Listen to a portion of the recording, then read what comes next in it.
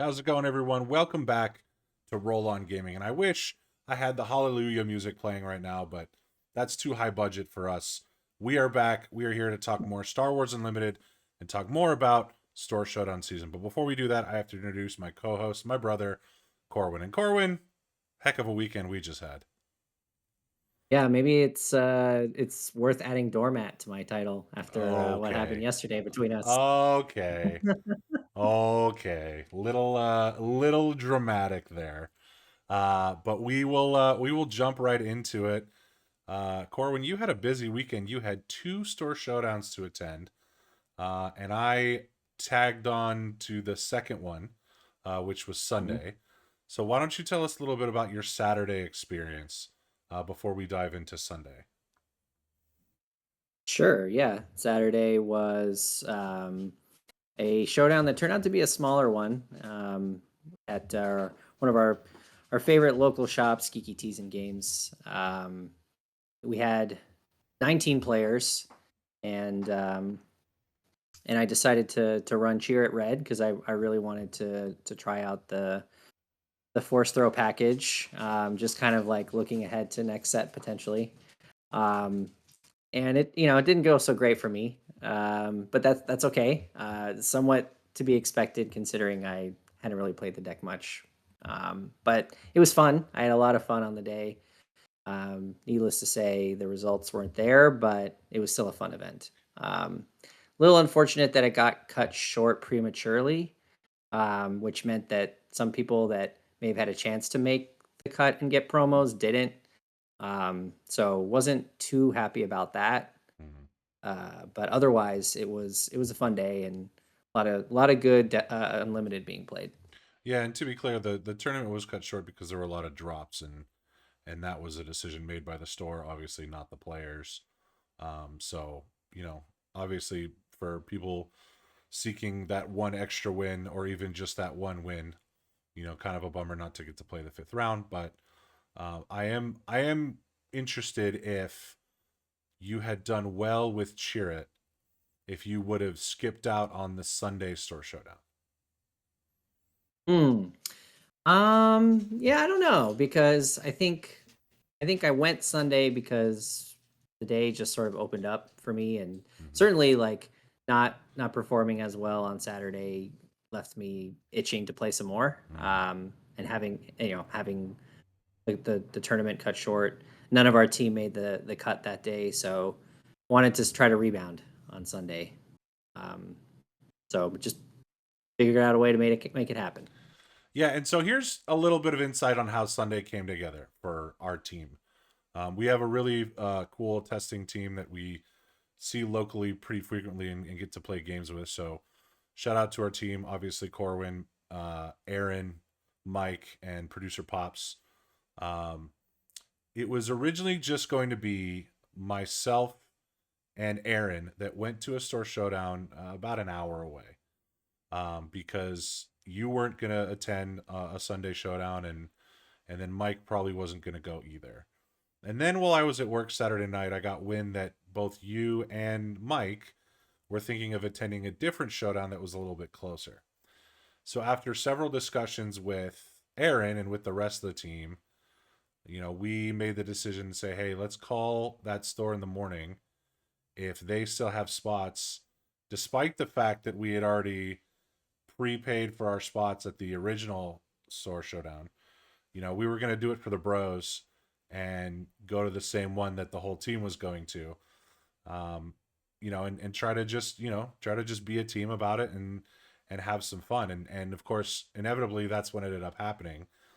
I think the big concern there was in a field that was probably not going to be a full field of 32 players or whatever.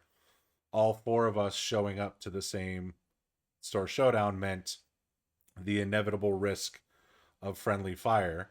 And somehow, some way, that always ends up happening to us where you got paired up with our buddy Mike in the first round, and then you and I got paired up in the third round. So it ended up happening that way. But before we sort of get into the whole of that, um, why did you decide to switch off of Cheer It for the Sunday showdown? Yeah, so I went back to Luke. Um, and it was just a comfort thing. Like it's definitely humbling when you go into a bigger event and you go into it with a deck that you have some reps on, but maybe not as much as you do others. And sometimes there is that sensation of, oh yeah, this is feeling a little bit foreign to me. And in the heat of competition and trying to do well and place in a top cut in a showdown, I think that comfort factor and that familiarity really helps you get through some of those moments in games where like you just have to pull something out to get there. And that just like didn't really come together for me with Jared on Saturday. So I decided to switch back to tried and true.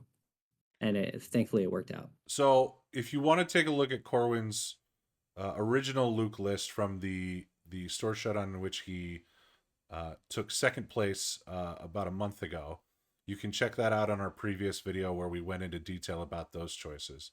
But how did you update your Luke list for this one? Short answer is I didn't. Oh, good. I took the same main 50 that Okay. I brought to the showdown that I was a finalist in a couple weeks ago. I made one change in the sideboard. I added a second make an opening to help me with my Boba matchups.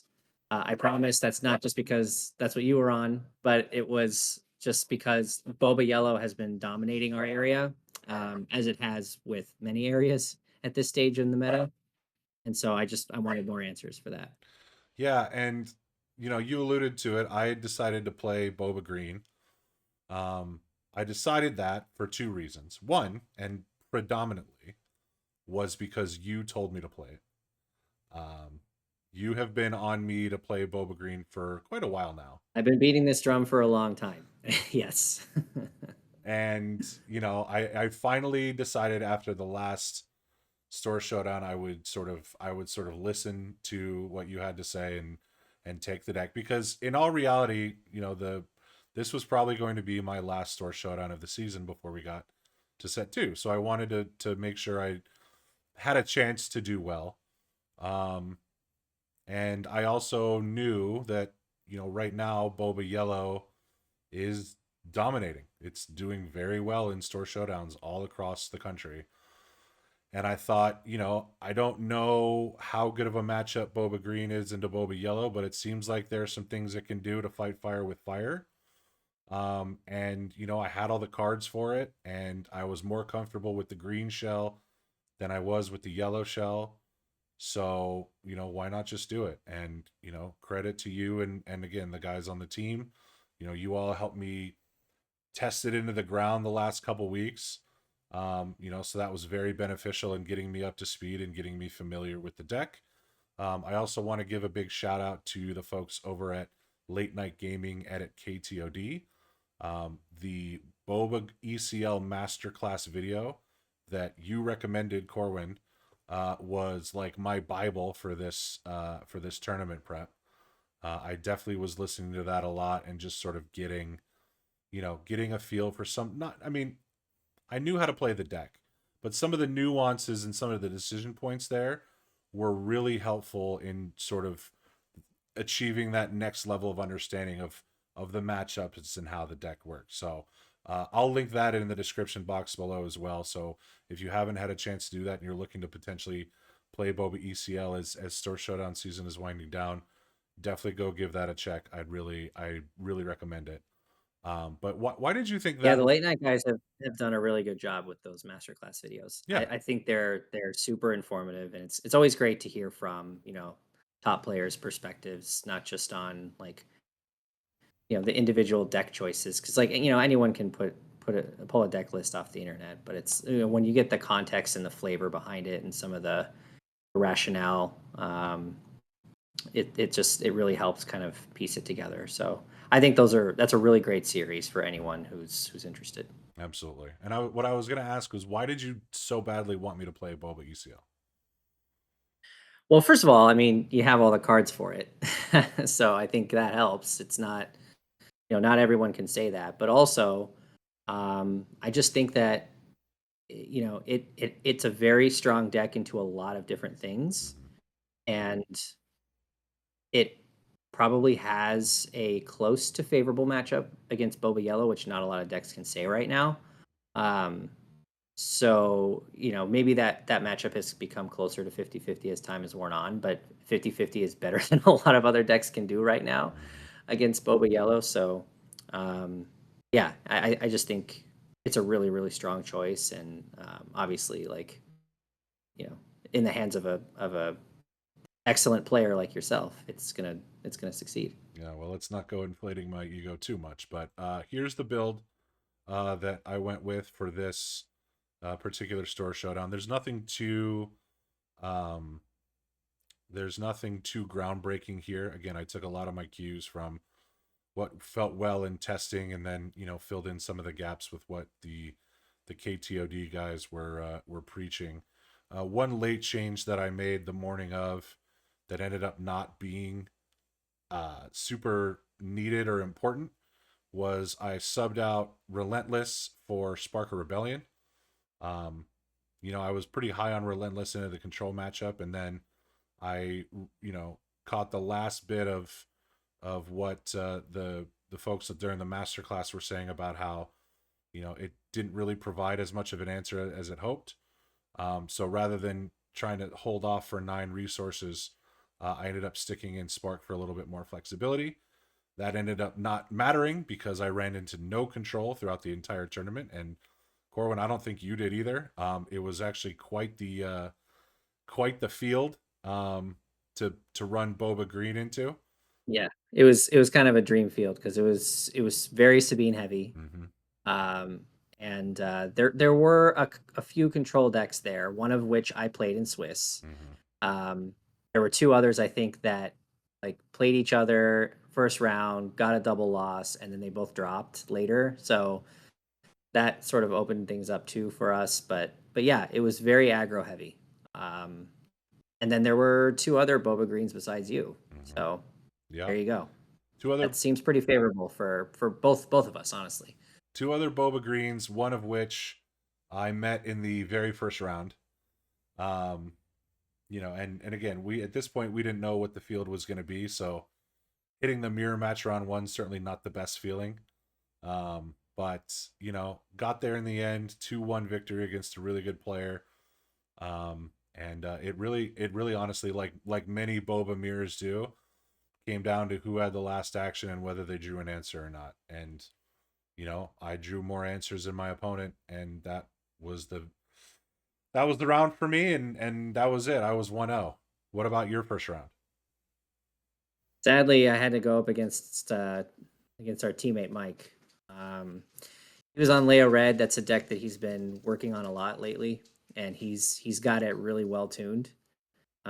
He's running the wedge package, which is actually really scary because if you don't deal with wedge right away, he can really bite you badly. Um, and so he managed to take the first game, and then I was able to battle back and take the match. But they were very competitive games, as expected. Leia's a force, and I just fortunately had enough restore and Sentinel to get me there. Yeah, you guys were one of the last games being played still in round one, and watching that go down to the wire was pretty cool. So round two, I get paired against a yellow Sabine, against another good player who was already 1-0, obviously. That series went a lot quicker for me. I was able to take it 2-0, mostly because I think there were some maybe suboptimal plays that my opponent just didn't catch in time. Just I think I played a cunning that really surprised him, and he just really couldn't recover. But he gave me a run for my money in game one, to the point where I really had to sort of adjust my thinking, and like, okay, we're in it now. And then I outraced him in game two. He had a couple space units, and I had a couple ground units, but my ground units were a Boba Fett and a Steadfast battalion, and that's 11 damage around if it's not taken care of without any buffs. So I was able to get there pretty quickly in game two, and starting 2-0 obviously feels great because you're creeping up towards that top eight placing. What did your round two look like? Round two for me was Sabine Green. Once again, dropped the first game. Um, he loaded up in space. He had like 4 space units at one point. It was X-wings, honestly. But you throw a wing leader on one of those guys, and I couldn't find my bright hopes in that game, so it just didn't go my way. But I once again battled back. Few cards from the sideboard helped me take down games 2 and 3. So uh, setting up the head to head for round three. More friendly fire, and of course, in our testing, we've figured out pretty quick that when you're on Luke, the last thing you want to sit across from is Boba Green, or Boba really of It's a any terrible kind. matchup for me. Yeah, yeah. Terrible. So I felt good about that, but I also didn't feel good about the fact that one, playing against a teammate and you specifically, and B, the fact that you've had my number so much that anything can really happen when it comes to when we play each other. Like, I think you and I know each other so well that you know what it is I'm trying to do. Luckily, this time around, none of those concerns really surfaced during the game. I think the thing that you really helped me discover, not in our game on Sunday, mind you, but throughout the course of testing with Boba Green and playing it against you, playing against other people, listening to the KTOD and the late night folks talk about it, is really the strength of Waylay. I remember when Waylay was sort of an afterthought because bounce wasn't as good as removal because they could just play it again. But now I think we're starting to see, especially in Boba, where the 3 is really 2 for that, uh, turns into just a pretty big blowout in some instances. Yeah, it definitely has its moments where it shines. The Luke matchup is one of them because Luke is trying to pretty much play one card a turn. Um, he's not really a deck that goes wide, and so you know if you um, if you get the waylay at the right time, you take a sentinel off the board, you take a shielded, restore unit off the board like a Kanan. Um, it's crippling, and it's also very difficult to play around because I mean I'm not going to not play my sentinels. Like that's how I survive and get to the late game. So it's just a question of like, do you have it or do you not have it? And what made it worse is that you also ran the 2 cunnings. So it's not like I could just play around one card. I had to play around 2 cards, and you're getting to 6 so fast because of ramp that it's a very very difficult matchup to navigate. And I think the first time we played, the 2 games were won pretty handily by you. I ended up doing pretty well in that first matchup. Again, Waylay and Cunning were the MVPs. It was I think one game I didn't really need a fire spray. It just ended up working out the way that it did. And now I'm sitting at 3-0, and you're 2-1, so we're still doing pretty well going into round four. I get matched up with the other 3-0 player at the time, or one of the other 3-0 players at the time, who was running Sabine Green. And really really strong player, had already won a Store Showdown and topped multiple times. I think my opponent said that they miscalculated on the math, in order to beat me. They probably did. I may have probably still had it, but either way, I took it 2-0, feeling pretty good because now I'm 4-0, and regardless of what happens in round 5, I'm in the top 8. My first mace, feeling pretty excited, and this was the goal coming in, was find a way to get to the top 8, and luckily got it out of the way in the first 4 rounds. Sweating it out the whole time. And so that was that. And then, come to find out you had your round 4 match, and what was that for you? Boba Blue, which once I sat down across from it, I was not happy about it because the last time I saw that deck was in the showdown that I placed second in, and I just got my clock cleaned. And so I was not looking forward to sitting across from it again. A very capable player on the other side, but that this particular match for me was the one where I drew the best. I had some very weird draws. We'll get into that later. But I had some very weird draws in this tournament. But that match, I was just drawing fire, and it didn't matter that he super laser blasted me. Like with home one both games, and had pumps after the fact to finish him off. So those matches actually went very quickly, and I was able to get there against. I think he was the only control deck left in the field at that point, and I was able to knock him out. So 3-1 for me. Yeah, home one is just so nasty to come in after a super laser blast. It's like that's Yep. that and U wing are the last things you want to see, and it's just so gross. Yeah. Yep. So right now you're feeling good. I'm feeling good. Our team is on the brink, I think, because I think at that point both Mike and Aaron were Our teammates were 2-2. 2-2 Yep. trying to get to that 3-2 to get to sneak their way in. And so we all go into round 5, obviously looking for a dub. I sit across from Cheer It Red, hilariously, and that's a matchup I didn't test at all. Mhm. And so I had no idea what to expect, and I got to tell you, I got really lucky in those games because the series went 2-1. I took game 1 and 3, he took game 2, but in all 3 games, I think I was able to get to Cheer It on a in a round where he didn't have the heal. 2 out of the 3 games, the first 2 games, games 1 and 2, he deployed Cheer It and immediately played a Jedi lightsaber. Fortunately, by that time in game 1, I was already well ahead and had a fire spray on board, and it didn't matter that he killed my Boba at the time because I was so far ahead on damage that I was able to just make it happen, and he had to sacrifice his Chariot in order to eliminate my ground units, and that was it.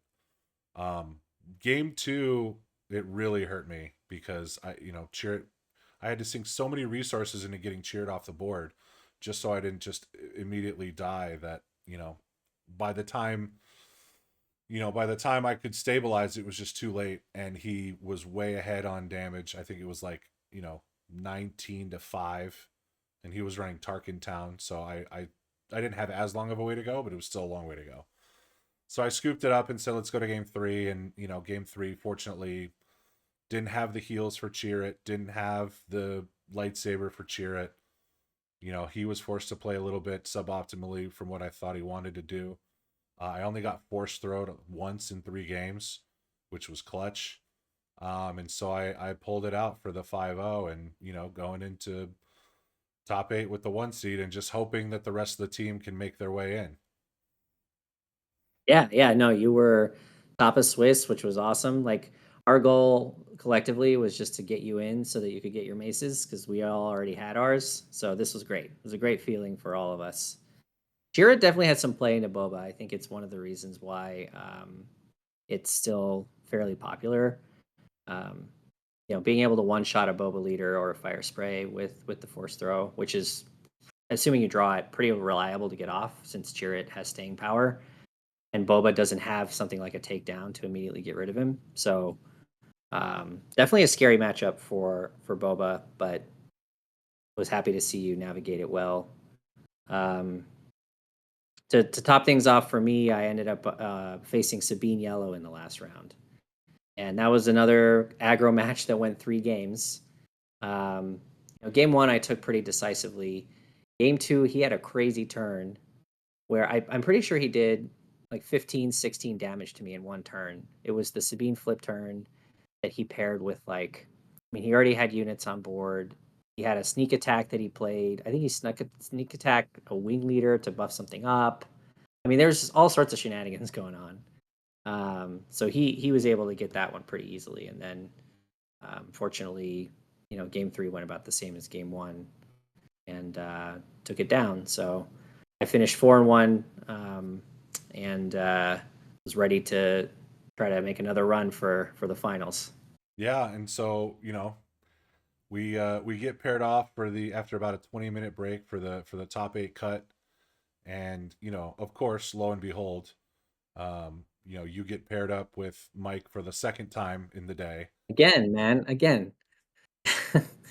It happened 2 weeks ago too when we played, like, although at that point it was top 4 when we met, but this time it was in the first round, and it does never feels great to knock out a teammate, but it was kind of a rinse and repeat of the first time we played. I will say, um, what was really funny about that match, and I alluded to this earlier, we played 3 games again. He won the first game again, and I had to win the last 2. But in every single game, the winner of the game, so him first, me second and third, we did not draw a round 1 play, and we still ended up winning. So I thought that was very funny.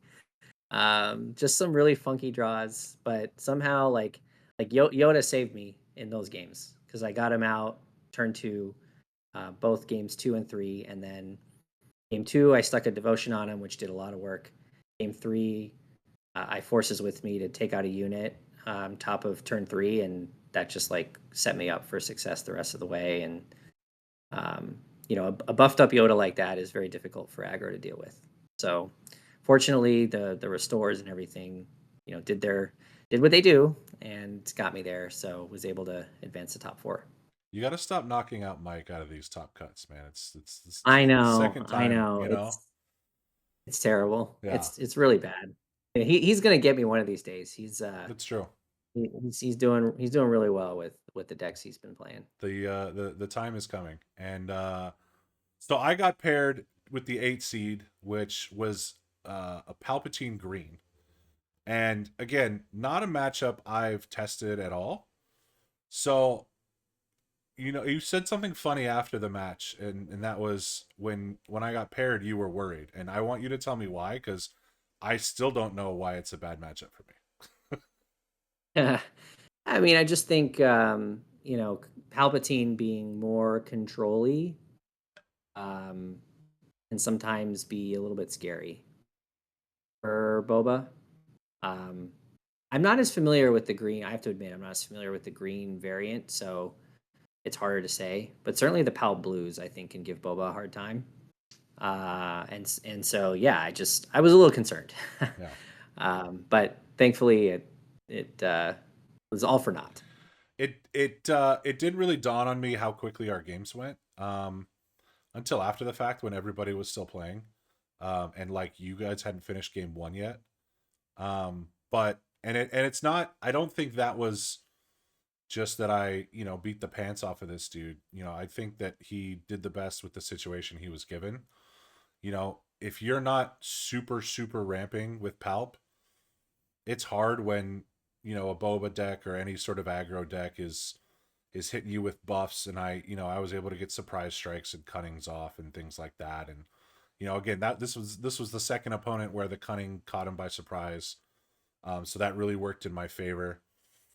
He only got down one sentinel in both games, and that was the first game. And fortunately, I was able to deal with it pretty easily and move on past it.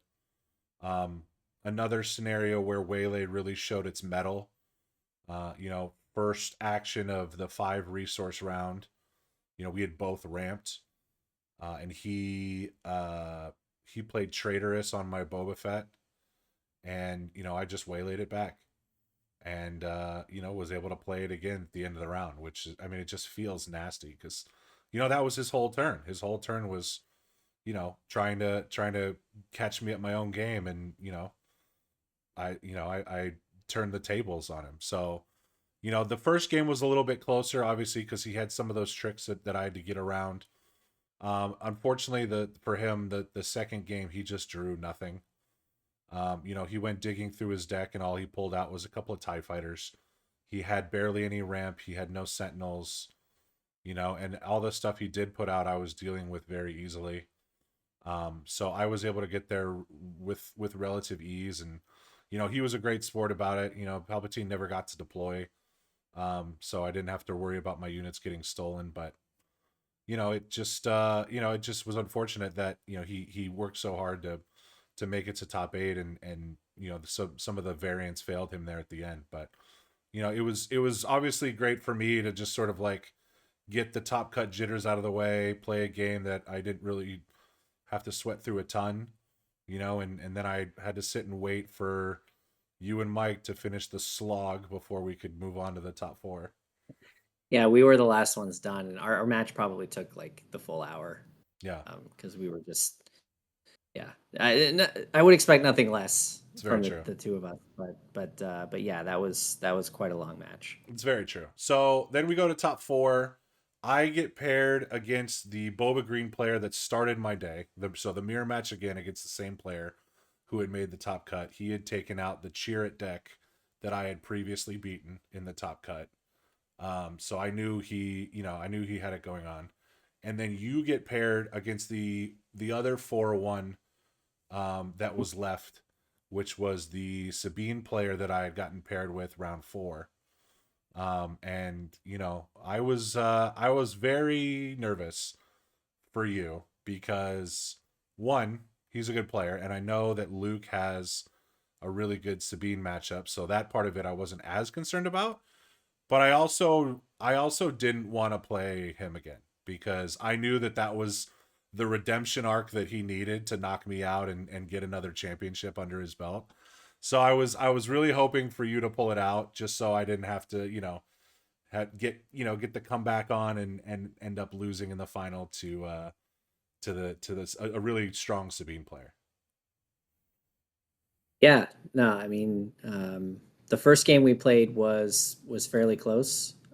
It was kind of a weird game because, like, just based on what I drew, I ended up going more aggro than I usually like to go against Sabine. Like, I got a wing leader down on my restored arc on turn two, and he just never answered me in space. And so I just kept swinging for 4 or 5 damage a turn in space every time. And he's on ECL. He's a 25-point base. So, like, that damage was adding up quickly. And so it got to the point where, you know, there were units on board for him in the ground, and they were presenting a sizable threat. But all I really had to do was stall a couple of them out and swing with my dudes and get there.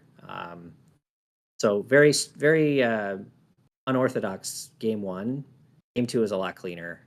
Really wasn't that close. I just flexed my muscles and with all my restore and um, took him out. So I was excited to meet you, hopefully in the finals, depending on how your match went. Yeah, and I was again. You were talking about redemption arcs. I think at this point I was like, okay, I made top four. I've done what I needed to do. I'll be very stoked if I make it to the final. But if my opponent, whose name was Nathan, and he was an awesome dude, shout out Nathan if you get a chance to take a look at this. Yeah, good guy. If Nathan beats me, I'll tip my cap, and he's a heck of a player, and he got his redemption arc completed, so I wouldn't have been upset at all. And our games round one, were very, very close. Again, 2-1. This time around, though, for whatever reason, my Boba deck did the Boba thing, and his didn't as much. I was able to sort of, you know, sneak around his steadfast battalion that I knew he had, because I had Viper probe droided as my opening action, and I knew he wasn't going to resource that, so I knew he had a steadfast coming, and he was able to get his Boba out before I got mine out. So I had to play a little bit suboptimally there, but I ended up not, conceding a one shot kill to my Boba Fett round one. And then I was able to fire spray for the win that round. And then the second round, I mean, that game, and then the second game honestly was over in like 6 minutes. I mean, it didn't take long, and I don't actually remember what happened. I just remember that everything I could possibly need in that matchup, I got, because he was sitting at 13 damage. I had a Boba Fett in the ground arena that he couldn't do anything about, and I had a Seventh Fleet Defender in the space arena that he couldn't do anything about. And he took initiative before I, because he had spent his turn doing whatever it was that he had to do. And so Boba attacked for 4 to get him to 17. Seventh Fleet Defender got him to 20, and then I dropped the fire spray for game. And it was just over like that. And I couldn't believe that the sharp contrast between my draws and his draws those last two games, compared to what happened in round one. It was wild. And I guess sometimes that's just what Boba Fett gives you. I mean, sometimes he just gives you the perfect draws, and there's so many good cards that you can put in that deck, especially in the green version. With the yellow version's great. Trust me, I'm not knocking it because it's winning a lot of tournaments, but with the green version, to have the things like the super laser tech and the resupply and the overwhelming barrage, sometimes you just are able to craft one heck of a round, or one heck of a game where you can just get everything you need when you need it. And it was crazy. Yeah. Yeah. And I mean, we saw that in our matches too, both in testing and in this event. Like Boba sometimes will just have every response to everything you could do. Because the deck has so many answers to so many things. And if it draws all its answers, it feels like an unwinnable matchup. Um, however, those draws can sometimes be inconsistent, which is where I think the deck can sometimes falter. Fortunately, it didn't happen in this case for you, and so here we go. Yeah. And then there was discussion briefly about scooping the final. Fortunately, we were talked out of that. And really, I wasn't I wouldn't have been super excited to win it that way. I mean, I was feeling pretty confident because of our Swiss game and because of our testing that I had the upper hand against your deck. I mean, as we discovered, and said it previously, like Luke into Boba is not a great matchup for Luke. But, you know, I wanted to either win it or lose it in a way that was, fair and square. Like I didn't want to be handed the title. And I knew you felt the same. Like you wouldn't want me to scoop to you in that scenario. Unless it was, 2 a.m. and we got better things to do at that point. I mean, when it's like a 70-30 matchup against me, I think I would have been okay with a Sure. scoop. Sure.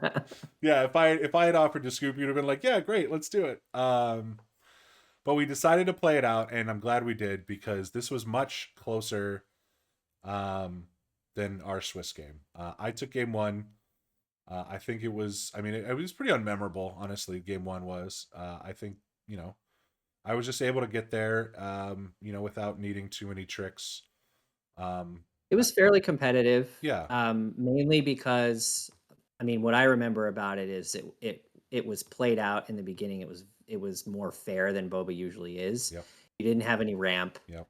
Um, I was able to respond to some things a little bit easier because Mm-hmm. you were spending resources to lay units rather than deal with my stuff. Mm-hmm. Um, but Boba and Steadfast Battalion is just very difficult to overcome. Yeah. And that was once again the case in game one. Yeah. So then we go to game two. I'm up 1-0, and I'm frantically telling myself, "Don't panic! Don't panic! Don't panic! Don't panic!" And it's my turn now to not draw the round one play. For the first time all tournament. And so I said, okay, well, how bad could this be? And it turns out it was pretty bad. Because you open with the Alliance Dispatcher. I have no answer, so you shield it. Obviously, off you go. Second round, the only thing I have to play is a 7th Fleet Defender. So again, your Alliance Dispatcher goes unanswered, and you're able to play a Kanan, which was gross. And then, again, me throughout the course of the game, me just having to sit there and play catch up leaves your Alliance Dispatcher completely alone. And that ended up being the death knell for me, because what happens when you're on 6 resources? Yeah, I mean, we really love Luke unit for 7, but he's even better when he costs 6. Oh my goodness. Yeah. So Luke comes out the same turn that Luke comes out. And Yep. at that point I tried to hold on and just absolutely could not stabilize. Much to the glee of our friends watching tableside. The fact that it went to a third and decisive game, they were sort of getting tickled about, but also I'm sure they were like, all right, hurry the heck up. This is getting ridiculous now. At this point, we've been there for 7.5 hours playing Yeah, cards. so 7 hours. Yeah, it's been a long day. It was a day. Could have been longer, honestly. So it was fortunate that some rounds went a lot quicker than others. And then game three, Boba did Boba things. I don't know. I don't know what to tell you. It ended up working in my favor. That thing you said about sometimes Boba has all the answers. This time around, he had all the answers. Yeah, yeah. It was one of those games where like I knew exactly what you were gonna do and exactly what you were gonna play and when you were gonna play it, and there wasn't a damn thing I could do about it. It was like, okay, well, I'm Because gonna play this, and he's gonna have the waylay, I and sure have enough, to I had the waylay. I have to play to in a way that's gonna set me up to deal with the things I know you're gonna play, Mm-hmm. and then if you have the response, I lose. And that's like basically what happened. Yep. You had very well timed waylays. Um, you had the overwhelming barrage, which I knew you had, so I had to play a Bright Hope instead of a Kanan to help absorb some of the damage. Like it was just there was so many lines, and yet not, because you really kind of just get. I mean, with Luke, and it was this way in game two. Like there's a very small opening that sometimes occurs in this matchup, and you have to hit that opening hard as Luke if you're going to have success. But it doesn't always open, and that was the case in the game three. There's never an opportunity for me to ever get myself into it, because the sequencing and the draws and the play was all airtight on the other side. I just had no chance. Yeah. Even to the point where like you, I think in the last turn to finish me off, you had like a waylay into a surprise strike that was like exactly lethal damage. And I just remember turning to my teammate Mike and being like, he's got this. He's got this. And boom, you played both of those cards. Yep. And it was like the perfect ending, because that's what Boba can do. Like sometimes he just lines up those insane turns because of his ready resources that just provide him every answer and every way possible to finish a game, and that's what happened. And it didn't help that you had 3 attacks with Kanan, and all 3 times you only healed 1. Yeah, the one damage mattered. I mean, yeah, and that was the thing. Even your top decks off the Kanan discard were like, it was like round 7 and you're discarding a resupply. Like, who cares? Yeah. It's Yeah. just so ridiculous. Yeah, there were 3 one aspect cards off the top. It was a recruit, a resupply, and a surprise strike. Yep. So yeah, so I was fortunate to get there in a very hard fought set of 3 games, and and the best thing for me was the fact that you and I were there at the end.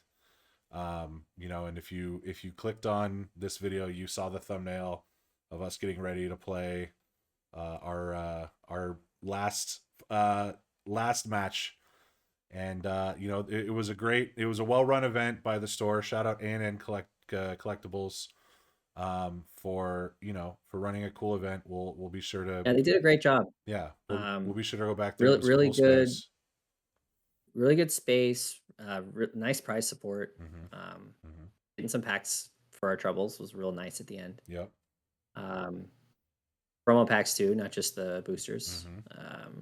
So that was good, and yeah, they were cool. Good shop. Would definitely go back. Absolutely.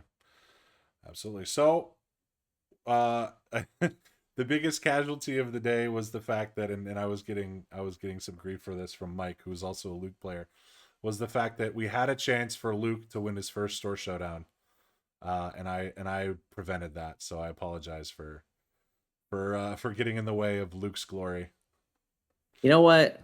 Here's my thing. All right, I this is so now I've made 2 finals with Luke, lost them both. Always a Mhm. bridesmaid, never a bride. Mhm. Um, but you know what? If my only losses of the day came to you, I'm okay with that. Yeah. Like that is perfectly fine with me. I would much rather lose to a teammate and elevate them than anybody else. So it still felt very, very good for me to do as well as I did yesterday. Yeah, and it really was a team win again. Like all four of us were uplifting each other throughout the day, and I think that's really one of the best parts I've discovered about the team aspect of playing card games in this way. When we were in Destiny, you know, for the majority of that time, you were up in the Bay Area and you had your team of folks that you played with up there, and I didn't really have that down in moving around from Connecticut all the way to California. So you know being able to be a part of that, and everybody just sort of pulling for each other and going to tournaments together and going out afterwards, and talking about results and ways to improve decks together, like that really has made the game so much more enjoyable, and to the point where, like, again, like, going to these tournaments and genuinely being happy for each other's successes was great. I mean, our other teammate Aaron, who was there and didn't make the cut, who I was going to go to the other Store Showdown with, was an amazing sport the entire time. Watched both of our matches in the top cut, alternated between them, offered encouragement after every win, offered us candy to keep our blood sugar, rolling in I between choose, baby. rounds. You gotta Uh, get that sugar. the Get that sugar. high chews were so clutch. Um, so it was just a really great time, and I'm really grateful for our team. We need to come up with a team name.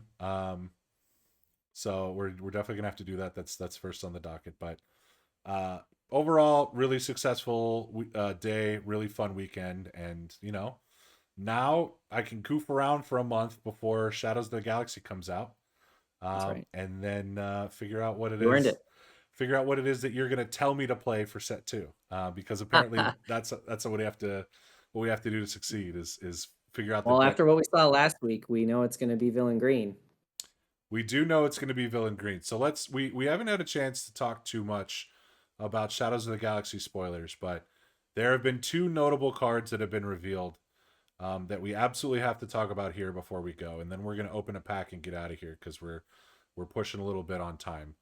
But we have to talk about these cards because these are two of our favorite characters and cards from the Star Wars universe. So let's start with the bridesmaid, and that's Poe Dameron. Poe Dameron is a legendary ground unit in aggression and heroism. This is a unit that was revealed by our good friends at Golden Dice Podcast. I've included that link down below in the description, so be sure to go check out their reveal video. The Golden Dice folks do awesome, awesome work. So go check them out for sure. But Poe Dameron is a 6/6 resistance ground unit that has the ability on attack, discard up to 3 cards from your hand. For each card discarded this way, choose a different option. Deal 2 damage to a unit or base, defeat an upgrade, or an opponent discards a card from their hand. Corwin, how we feeling about your boy here? Yeah, man, he looks good. I mean, for those listeners who don't know, Poe was my favorite character to play in Destiny. And I would always refer to him as Poe the Goat because he just went out there and did things that were truly remarkable on the Destiny battlefield. And so I'm really excited to see him now in Unlimited, and he looks like he's going to pack a punch, that's for sure. Um, no one played at a 5 is a little bit concerning, but the 6 health is going to help him stick around.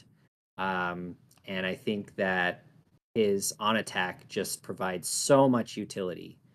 Being able to hit a base, being able to, I mean, upgrades, as we know, are going to be super relevant in set 2 because of all the bounties and Mandalorian help and all of that floating around. So, not to mention shields, experience, those things will always be sticking around.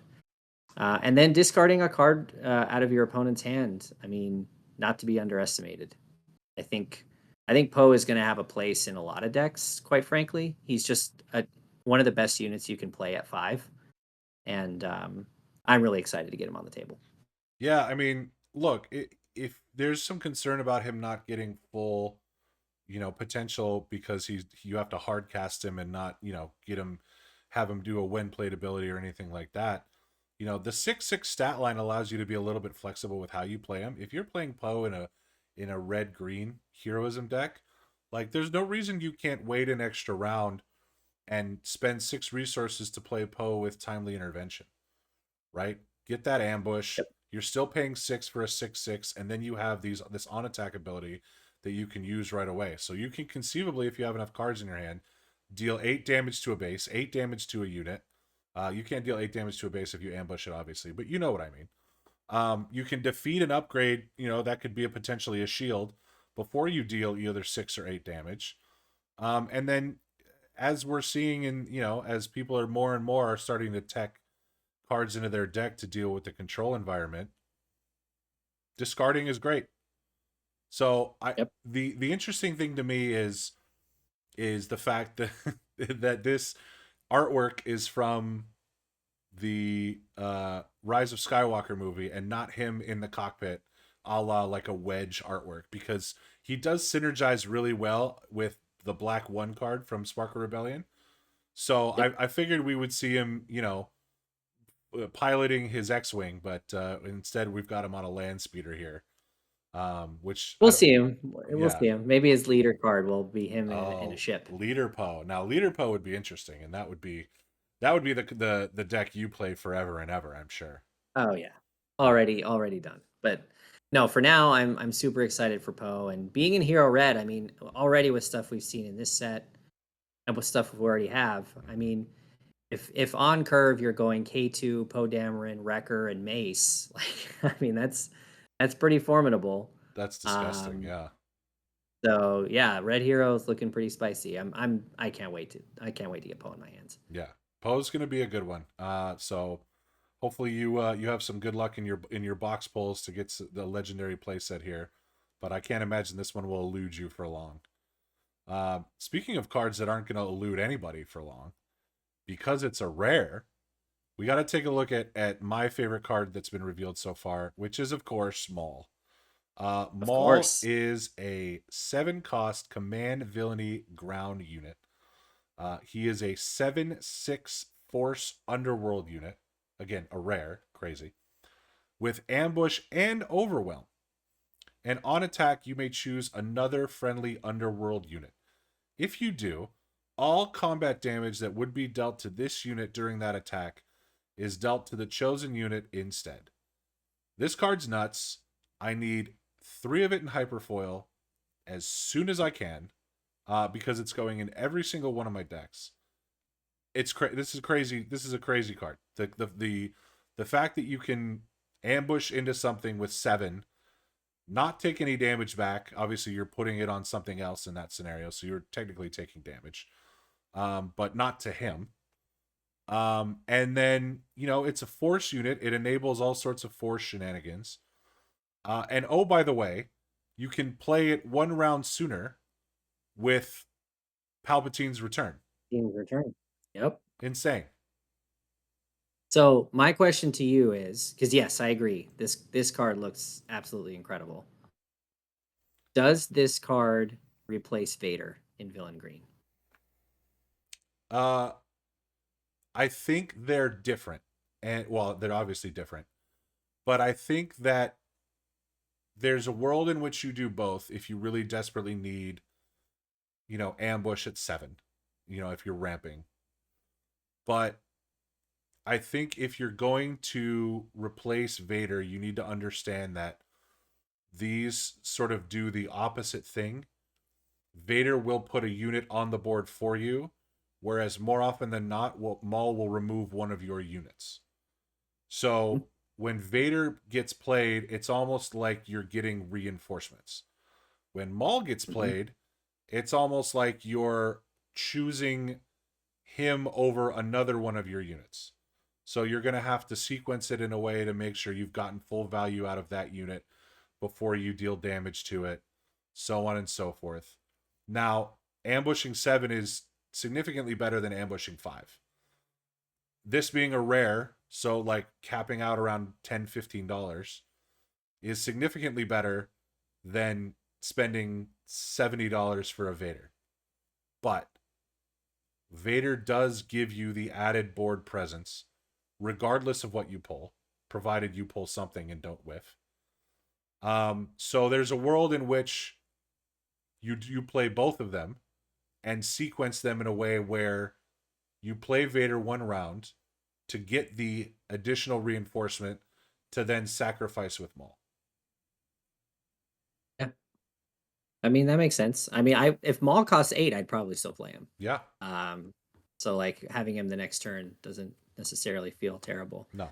I mean, I'm not the world's best deck builder, but a lot of times when I come up across a situation like this where I have 2 cards costed the same and I like them both, I just run two of each.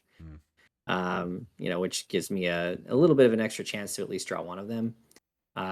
If it's really not like clear which one I should be playing. So yeah, there's nothing wrong with running both, but I do think that they could potentially occupy the same spot in some decks. So it'll be interesting to see which direction people go. Agreed. I just think Maul with his 7, like ambush and overwhelmment with the 7 attack is off the charts, like really, really strong. Tremendous. I can't wait to play this card, and I don't care what conventional wisdom says. There's going to be 3 in every deck. I'll play him out of aspect. I don't care. It's incredible. I'd pay 9 for this. I don't. You could U-wing reinforcement this guy. You could in Hero. You could. Yeah. I mean, that's kind of crazy. And honestly, again, like if you play him out of aspect in Hero Green, he costs 9. Like that's again it's not efficient, but it doesn't feel that bad to get a 7/6 ambush overwhelm. It's not terrible. I don't know. Not terrible. All right, so before we go, we're gonna do what we always do, at least for now, and we're going to crack open a pack.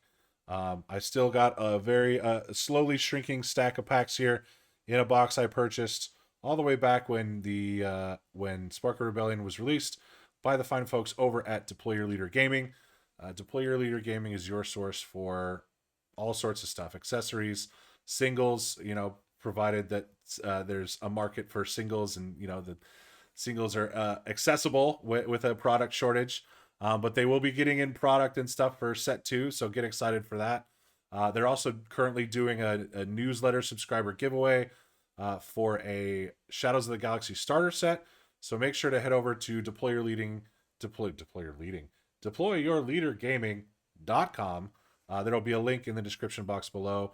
And there'll be a code also down there if you do purchase singles from DYL. Use code ROLLON10 at checkout to get 10% off. So we're going to go ahead and crack this pack. We got a Leia pack today in honor of Mike, who you keep beating in top cuts. So we're going to crack this open real quick, do a quick showcase check. Is there a showcase? No. It's a Boba Fett. How fitting is that? Oh, that's ironic. That there's a Boba Fett there. That's all right. I feel like this is going to be a fire pack right here. Fire pack. Okay, so there's the Boba Fett. Get excited for that. I'm having to work around my mic here. Then we got a chopper base. There we go. Can't complain. And let's flip this over upside down. Great. We got a Seasoned Shore Trooper. We've got a 2-1B Surgical Droid. We've got a very useful card in set 2, the Disabling Fang Fighter. Strike True, which I think is probably going to also see some play with all these high cost units or high power units we're having. System Patrol Craft, always good value. Green Squadron A-Wing, we love to see it. Syndicate Lackeys. Jawa Scavenger, shout out the Garbage Rollers. Maximum Firepower. Admiral Ozzel. The Ghost. And a Hyperspace Emperor Palpatine. I told you it was going to be fire. There we go. That's a nice one. Yes. We love to see that. Beautiful. Look at that. That's a beautiful card right there. All right, so that's a nice little Hyperspace rare. Then we've got a Han Solo. Very nice. And then our foil is a foil Recruit, which was an ad thanks to the folks over at KTOD. So that was a pretty solid pack. We're pretty happy with that. Yeah, maybe. Yeah, they'll Hyperspace Emperor Palpatine. Love to see it. But that's going to do it for us here at Roll On Gaming. Thank you for tuning in. Thank you for sticking with us. How have you been doing on your store showdowns? Comment down below what your results have been, what decks you've been playing, what decks you're going to be playing as store showdowns wind down. and how excited you are for Maul and Poe. Leave us a comment in the description box. Feel free to like the video if you enjoyed this content. Subscribe to our channel if you're new. Thank you to our team. Thank you to all the folks that we got a chance to play with over this past weekend. Shout out to my brother for appropriately, letting me take this one. I'm sure he'll take the next one, but Corwin, the fact that we were in the final together, it just means the world. So it was a blast. It was a fun day. It was great to finish it off the way we did. Absolutely. That's going to do it for us. Thanks so much for tuning in. We'll catch you in the next one.